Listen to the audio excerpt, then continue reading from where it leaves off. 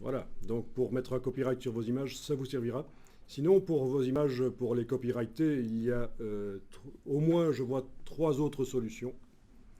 Ben déjà, il faut les déposer en tant qu'auteur. Ne diffusez que les versions développées, c'est-à-dire du TIFF, du JPEG, et gardez les RAW pour vous, comme ça vous pourrez prouver que c'est vous qui avez fait la photo.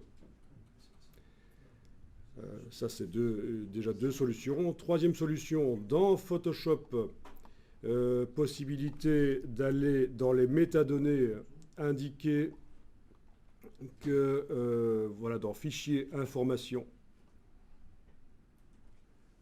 indiquer que vous êtes l'auteur de la photo. Fichier Information, et alors on a les...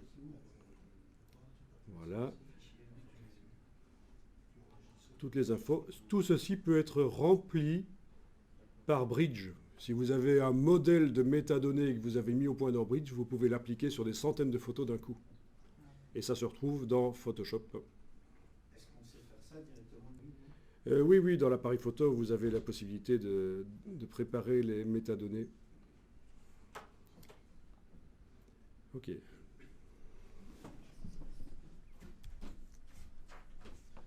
Alors, voilà, ici, dans les métadonnées, donc vous ouvrez une image et vous allez dans Fichier Information. Et dans les métadonnées simples, vous devriez trouver ici État du copyright. Vous pouvez indiquer protégé par copyright. Voilà. Vous avez l'URL que vous pouvez mettre.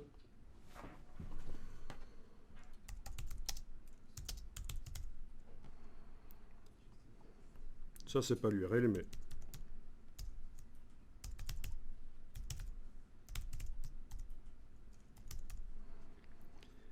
Ok.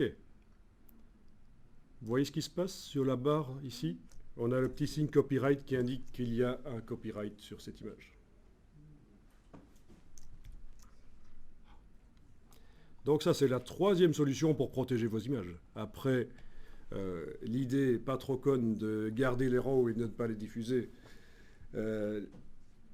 L'idée de déposer vos images à un endroit spécialement prévu pour faire du dépôt d'images pour prouver que vous êtes l'auteur.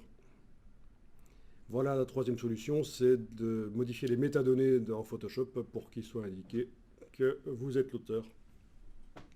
Et quatrième solution, vous la connaissez sans doute, c'est le Digimark. Le filtre Digimark. Alors, qui se trouve où encore? Dans le menu filtre, mais où? Voilà, là je suis dans un forum qui confirme qu'en effet dans la version CC 2015, le filtre Digimark qui existe depuis plus de 15 ans, 20 ans, voilà, n'est plus installé en standard, mais on peut l'installer en allant sur les sites. Le site digimark.com.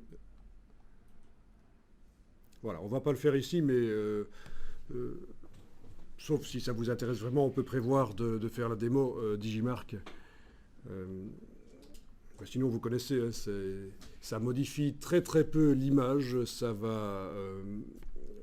modifie très très peu l'image, ça se voit à peine vraiment qu'il y est, même quand on le met en version forte. Et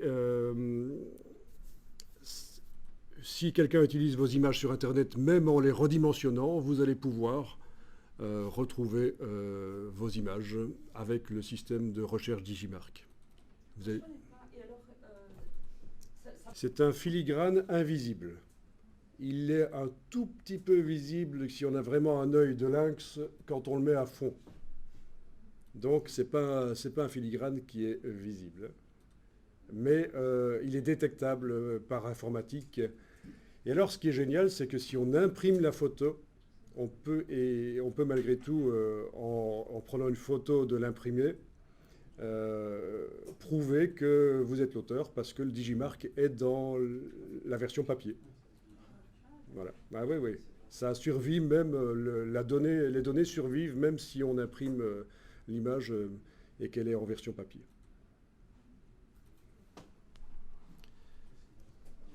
Mais c'est un service payant. Et ça coûte cher, ça?